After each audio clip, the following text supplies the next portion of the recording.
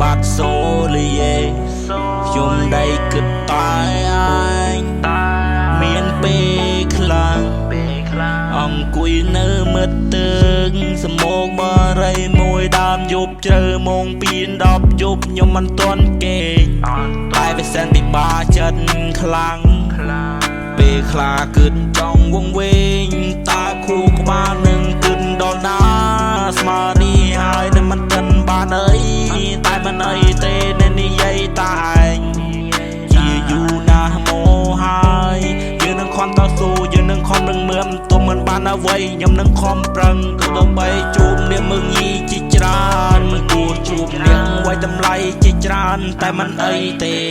មិនចេះអន់ចិត្តហើយមិនចេះតូចចិត្តកន្លងខ្ញុំមានខ្ញុំនឹងរស់ស៊ីត្រឹមសម័យថាខ្លាយជាអ្នកតន្ត្រីតែមិនអីទេមិនតូចចិត្តតែនឹងវាសនាដូចជាផ្លូវជីវិតនេះបង្ខំឲ្យយើងចេញរតែមិនអីទេវាពិបាកតែមួយភ្លេងគិតចោលគិនឡើងវាសប្បាយមួយយ៉ាងដែរពិបាកចិត្តពេកធ្វើឲ្យខួរក្បាលយើងវិលវល់តែមិនអីទេខ្ញុំនឹងមានតន្ត្រីជួលនឹងបាយដូ